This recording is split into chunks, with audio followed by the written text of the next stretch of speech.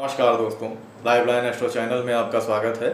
जैसा कि बात चल रही थी युति के बारे में, दो ग्रह एक साथ बैठे होते हैं। कोई भी ग्रह एक साथ दो ग्रह अगर बैठे होते हैं तो उनका कुंडली में किस प्रकार का प्रभाव, कैसा रिजल्ट देते हैं वो आज कुंडली में अगर एक भाव में तीन या तीन से ज़्यादा ग्रह बैठे होते हैं, तीन या तीन से ज़्यादा में चार ग्रह एक साथ बैठे हैं किसी भाव में, पांच ग्रह बैठे हैं, सात ग्रह तक एक साथ में बैठे होते हैं किसी किसी की कुंडली में, तो उनका कैसा प्रभाव रहता है इसके बारे में आज चर्चा करेंगे। वो अपना कैसा रिजल्ट देते हैं इस बारे में आइए जानते हैं।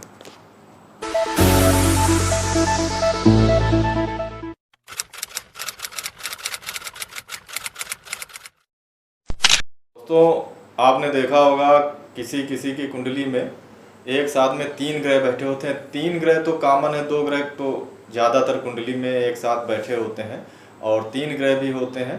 लेकिन किसी किसी की कुंडली में चार ग्रह एक साथ में बैठे होते हैं, पांच ग्रह एक साथ में बैठे होते हैं, कभी कभी सात ग्रह, किसी भाव में एक भाव में सात सात ग्रह बैठे होते हैं। तो उनका किस प्रकार से प्रभाव मिलता है इसके बारे में सबसे पहले तो आप जानें कि जिस भाव में आपकी कुंडली में देखें, जिस भाव में ज़्यादा ग्रह एक साथ बैठे होंगे तो आप ये समझ लीजिए कि वो जो भाव होगा, कोई भी भाव हो सकता है, वो उस भाव की अहमियत बढ़ जाएगी। उस भाव का कारकत्व जो भी होगा, अब संघर्ष का, अगर 10वां भाव संघर्ष का है और पिता का है, तो उस जो भी ग्रह बैठे हुए हैं उस भाव के हिसाब से अपना रिजल्ट देंगे। उदाहरण के तौर पर आप जान लीजिए कि आपने देखा होगा कि आप जिस मकान में रहते हैं और आप मकान में रहते हैं, वहाँ से संबंधित जो लोग होते हैं वो आपसे जुड़े होते हैं। तो आप कहीं भी जाएं, आप अपने शहर से बाहर जाते हैं और या काम पे जाते हैं, लौट के अपने ही घर में वापस आते हैं और उस घर में ही जो भी आप प्लानिंग बनाते हैं, जो भी आप आगे का सोचते हैं, उस घर में बैठ के आप सोचते हैं, तो मेन केंद्र वो आपका मकान हो जाता है, घर हो जाता है। इसी प्रकार से ये ग्रह जो होते हैं, अगर एक साथ में एक भाव में बैठे हुए हैं ज़्यादा ग्रह, तो उसके हिसाब से आपको रिजल्ट ज़्यादा मिलेंगे। इस तरीके से इसको देखना चाहिए। वो समझ लीजिए जैसे लगन होती है, कुंडली में लगन मेन होती है, तो आप अगर इसको लगन के हिसाब से देखें तो भी कोई गलत नहीं है, वो मेन भाव हो जाता है कुंडली का।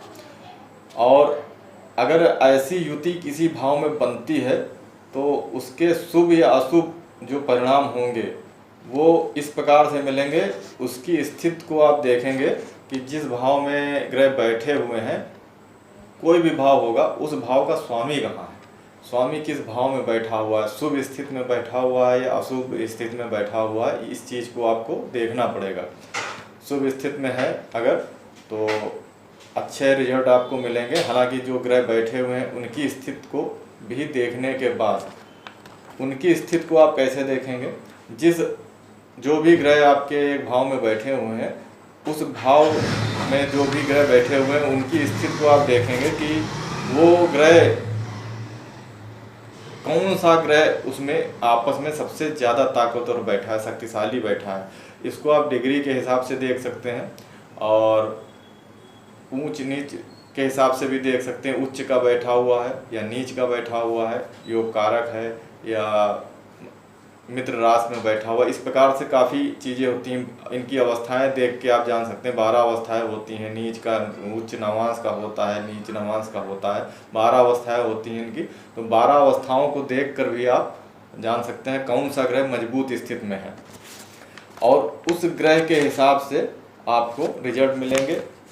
और इनके रिजल्ट जो मिलेंगे आपको जब इनकी महादशाएं चलेंगी या अंतरदशा चलेगी, तो ये जो ग्रह होंगे उस हिसाब से, अगर खराब स्थिति में ग्रह बैठा है तो उसकी महादशा में और उसकी अंतरदशा में आपको खराब रिजल्ट मिलेंगे।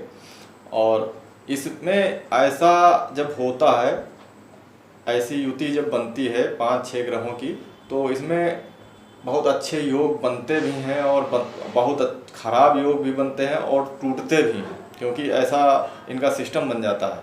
बहुत अच्छा योग मान लीजिए, बहुत अच्छा 2 या 3 या 4 ग्रह बना रहे हैं, 4 ग्रह भी बना देते हैं योग और बहुत अच्छा योग बना रहे हैं, लेकिन 5वां ग्रह या 2 और ग्रह बैठ गए वहाँ पे, खराब ग्रह बैठ गए, उस योग को ख़त्म कर दिया। या कोई बहुत खराब योग बन रहा है, उसमें बहुत अच्छा कोई ग्रह बैठ के उस योग खराब योग को ख़त्म कर दिया। इस प्रकार से भी इनकी युति देखनी चाहिए, इनकी डिग्री देखनी चाहिए।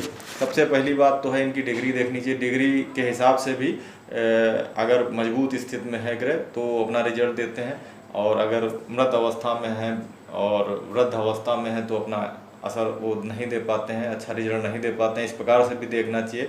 और सबसे बड़ी बात तो यह है कि अगर 5 या 6 ग्रह एक साथ में बैठे हुए हैं तो इनका डिग्रियों का अंतर आप देखें, डिग्री जो है आपस में कितना अंतर है, क्योंकि ज़्यादा अगर अंतर आ रहा है ग्रहों में का मतलब डिग्रियों का अंतर ज़्यादा आ रहा है तो भाव चलित में आपने देखा होगा ज़्यादातर जो होते हैं ग्रह एक भाव से अगले भाव में या पिछले भाव में चले जाते हैं।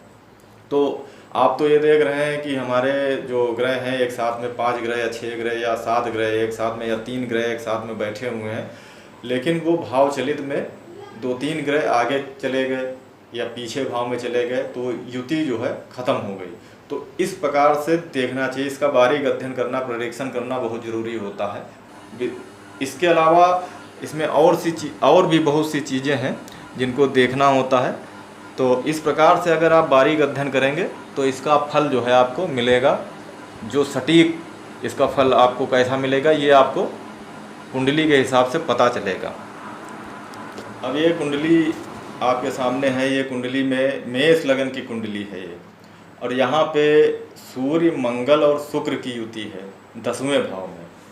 और 10वां भाव आप जानते होंगे संघर्ष का भाव होता है, राजनीति का भाव होता है और पिता का भाव होता है। यहाँ पे सूर्य मंगल और शुक्र की युति है। सबसे पहले तो आप देखेंगे यहाँ सूर्य के साथ में मंगल और शुक्र हैं, तो इसमें देखिए अगर सूर्य के डिग्री जो है, सूर्य की डिग्री के आसपास कहीं शुक्र और मंगल बैठे हैं, इसको देखिए आप कहीं अस्त तो नहीं है, शुक्र अस्त तो नहीं है, सूर्य डूबता है जैसे आपने सुना होगा, उसी प्रकार से ये देखना होता है। तो इसमें अस्त तो नहीं है कोई ग्रह, ये देखना। सबसे पहली बात तो ये देखना है कि अस्त नहीं है। दूसरा ये यहाँ पे मंगल उच्च के हैं, बहुत अच्छी पोजीशन में बैठे हुए हैं। और सूर्य और मंगल की युति जो होती है आक्रामक युति होती है। ये मंगल क्षत्रिय ग्रह माने जाते हैं, शुक्र एक वैभवशाली ग्रह और एक लग्जीरियस लाइफ देने वाले ग्रह होते हैं। अच्छा, इनका एक हिसाब से देखा जाए तो अच्छा, बहुत अच्छा युति मानी गई है शुक्र और मंगल की, और साथ में सूर्य बैठे हैं। तो यहाँ पे ये युति कोई ख़राब नहीं है, लेकिन इसको डिग्री के हिसाब से भी देखें, मृत और उस अवस्था में तो नहीं है, या यहाँ से सूर्य से अस्त तो नहीं है ग्रह, इस प्रकार से ये देखें तो यहाँ पे अपना अच्छा रिजल्ट देगी। दूसरी कुंडली ये है, ये कुंडली कर्क लगन की है, और कर्क लगन की ये कुंडली में शनि मंगल शुक्र राहु और चंद्र यहाँ पे 8वें भाव में बैठे हुए हैं। अब जैसा कि आपको पता होगा त्रिक भाव जो होते हैं 8वां 6ठा 8वां और 12वां भाव त्रिक भाव होता, काफ़ी खराब भाव माना गया है। अब इस भाव में अगर ग्रह 5 पंचायती युति है, ये इसको पंचायती युति बोलते हैं, तो 5 ग्रह एक साथ में बैठे हुए हैं। अब 5 ग्रह एक साथ में बैठे हैं, कहीं ना कहीं से ये नेगेटिव रिजल्ट जरूर देंगे, क्योंकि लग्न का स्वामी कर्क लगन है, लग्न का स्वामी भी चंद्रमा 8वें भाव में बैठे हुए हैं। अब लग्न के स्वामी अगर 8वें भाव में बैठे होते हैं तो काफ़ी ख़राब माना जाता है। हालांकि चंद्रमा जो होता है बहुत अपना स्थान जो है बहुत जल्दी बदलते हैं, तो इसका यहाँ पे ज़्यादा इस 8वें भाव का वो नहीं लगता है, ख़राब नहीं माना गया है ज़्यादा जितना और ग्रहों का माना गया है। दूसरा यहाँ पे शनि बैठे हुए हैं, और यहाँ पे शनि अपनी ही राशि में बैठे हुए हैं, शनि अपनी राशि में बैठे हुए हैं। और वैसे तो यहाँ पे जो ग्रह बैठे होते हैं उनकी महादशा बहुत ख़राब मानी गई है, लेकिन ये आयु का भाव होता है, 8वां भाव जो होता है आयु का भाव होता है, और 8वें भाव में शनि बैठे हुए हैं, आयु कारक ग्रह माने जाते हैं। तो यहाँ पे अब इस प्रकार से आप देख सकते हैं, इनको परेशानियाँ तो हो सकती हैं, लेकिन आयु के मामले में इनका आयु बहुत लंबी होगी। इस प्रकार से इसको देखना चाहिए, क्योंकि आयु कारक ग्रह आयु के स्थान पे बैठे हुए हैं। बाकी मंगल हैं, शुक्र हैं, राहु हैं, चंद्रमा है यहाँ पे बैठे हुए हैं, तो कुछ नेगेटिव रिजल्ट यहाँ पे मिलना स्वाभाविक है। नेगेटिव रिजल्ट मिलेंगे। इनकी भी डिग्री देखें आप, जैसी पिछली कुंडली में आपने देखा है, डिग्री देखें। ऐसा तो नहीं कि भावचलित में इसमें भी ग्रह आगे और पीछे भाव में जा रहे हैं। इस प्रकार से प्रेडिक्शन जो है अगर आप बारीक करेंगे तो आप इनका रिजल्ट जान लेंगे। और ऐसा होने पर आप एकदम से ना सोचें कि अगर 5 या 6 या 7 ग्रह बैठे हैं तो उसका निगेटिव रिजल्ट मिलता है। इनकी महादशाएं जब चलेंगी उस हिसाब से ग्रहों का रिजल्ट जो होगा मिलेगा, अंतर्दशा में मिलेगा।